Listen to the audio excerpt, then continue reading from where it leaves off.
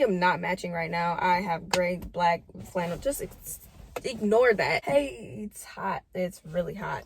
Hey guys, welcome back to my channel. I don't even have to spend a lot of time talking about today's video because y'all obviously see what today's video is. Like today, and I still proceed to tell what today's video is, I'm gonna be giving advice. I went on Instagram and I asked the people that I asked what advice I could give people, and they slid up and said different things. So now I'm going to be giving advice on what you guys came to me about. Should I like put on a hat, or would that ruin the... Oh, first question. I need advice on...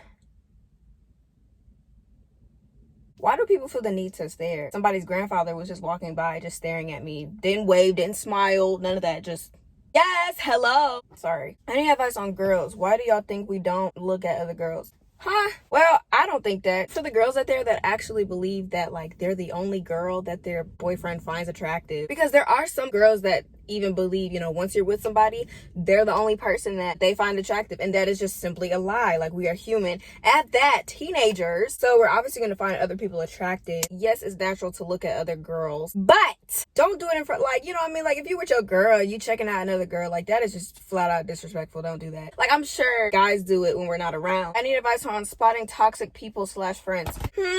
Honestly, spotting toxic people and friends could be, like, very, very difficult. Oh, the people who aren't happy for your success, the people who always, you know, let me rewind. Let me go back on that. The people who aren't happy for your success. So as y'all know, you don't have a whole lot of subscribers, but I do have like 323, and I'm very thankful for every single one of you who subscribed. So I went to my friend and I was like, oh my goodness, I reached so-and-so amount of subscribers. And they were like, that's not even a lot.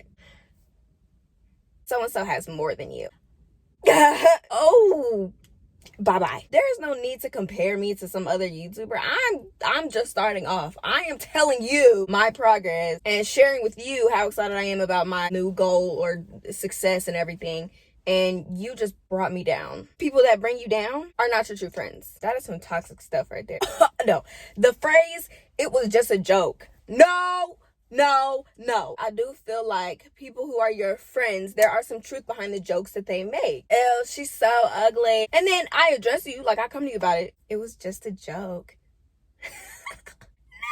Like, you really gotta watch out for people like that, because those are not your true friends at all. People who always play the victim. Oh my goodness. Okay, I'm gonna say this in the best way possible. Hopefully you don't twist my words. I did want to say, before you watch the next part of this video, every single time I said mental health, I meant mental health issues, not like mental health, just the issues of the mental.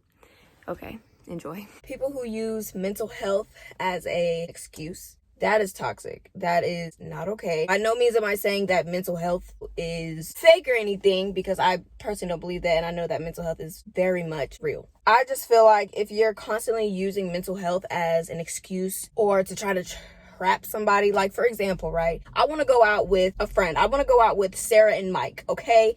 And my friend Lauren is like, why would you go out with Sarah and Mike? I'm about to kill myself. That is not okay. Okay, so I feel like that example is really like extreme. So I hope you guys get what I'm trying to say though. Like, you know what I'm saying? They're manipulating you. That's not okay. Also, I do want to say that this is my advice, stuff that I have personally gone through or that I would personally do in these situations. I'm no professional. So, you know, if you would disagree, oh well, I mean, keep it to yourself, I guess. Knowing if my friends are joking when they make fun of me.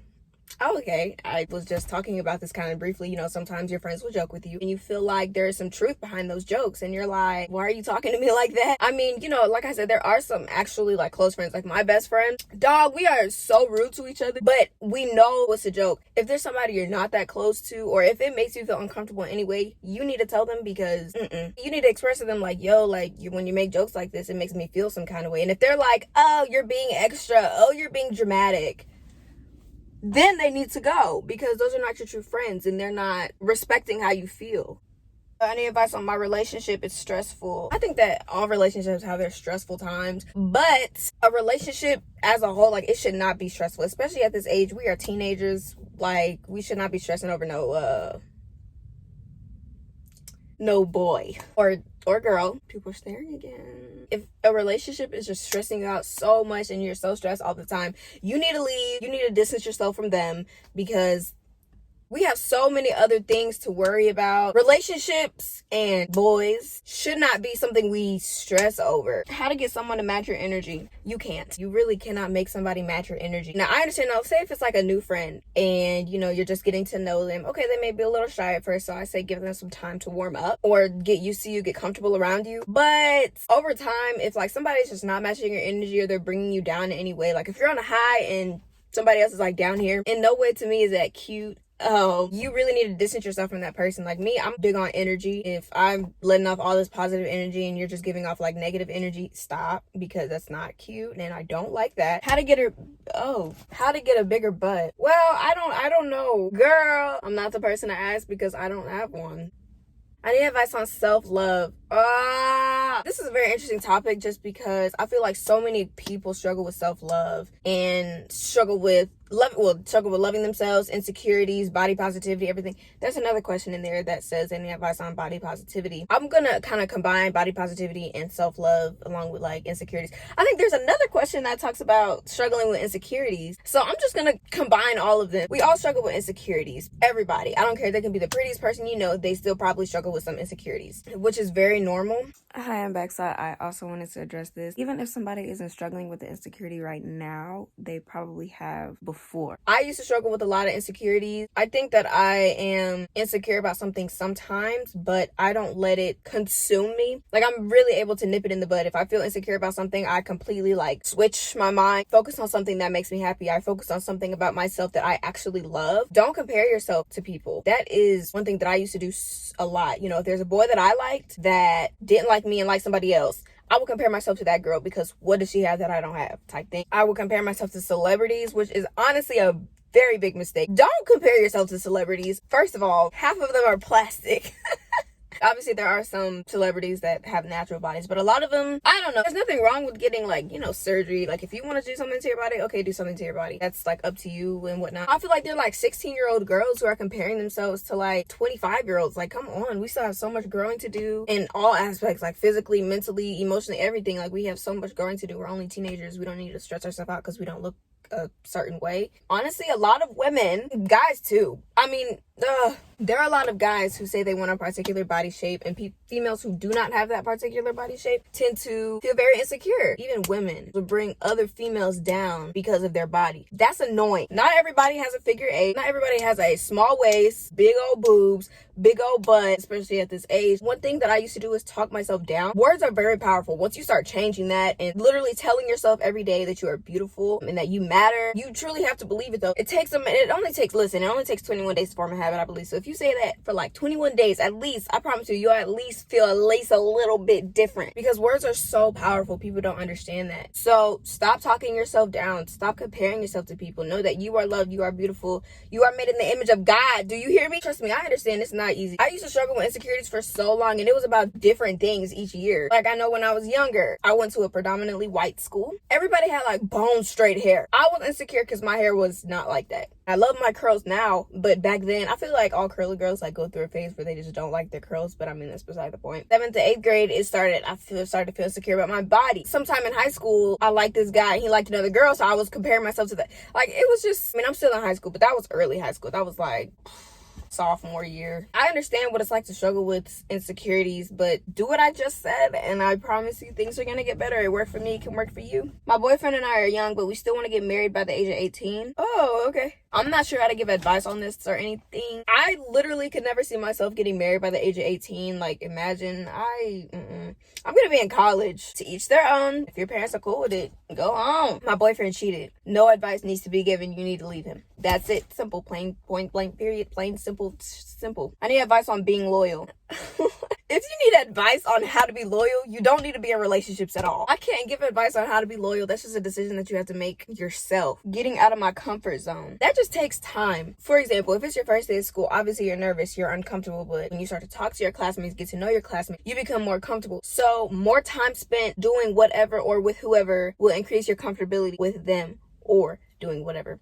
If that makes sense. I really hope that made sense because that was a mouthful. Any advice on stress? This is a lot easier said than done. It was just in October, actually. I really wanted to get my license. I was struggling with ACT. I was taking calculus at the time. It was a whole lot of stress going on. It's so easy for people to say, oh, when you're stressed, pray. But it's easy to pray, but people say give all your stress and worries to God. That is not that easy. So how I handle stress? Yes, I did pray and I did see a difference with praying. So even though it sounds like just a basic answer and something that everybody always says, I do recommend you pray. But another thing that I did was I kind of weighed everything out. I wrote down everything that I was stressed about or that I was worried about. And once you weigh out what you're really stressed about, you don't even need to be stressed about it. Like once I wrote it down, I was like, why am I stressed about this? There's no need to be stressed about that. There's no need to be stressed about this, that, and the third. I read a lot of devotionals. I used the Bible app to read devotionals about stress, and that helped. How to work on myself and not give all my energy to people because I'm just that person. I would look at a situation and think like, is this really worth putting my energy into?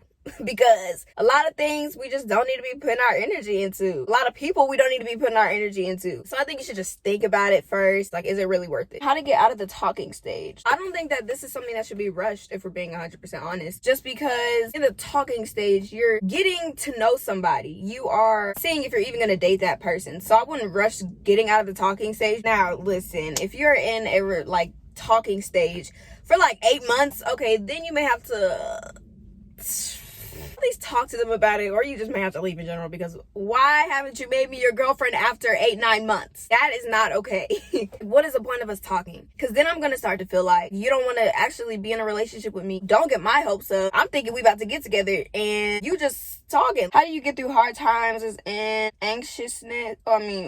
Oh yeah, as in anxiousness. Well, I think you mean anxiety, first of all. This is similar to my question just about stress. Prayer is very powerful, and that's what I do to help myself. Talking to a friend if you feel like you don't have any friends to talk to or you don't want to talk to a friend. Your parents, if you have a good relationship with them. All the things that you're stressed about, all the things that you're worried about, definitely do write them down.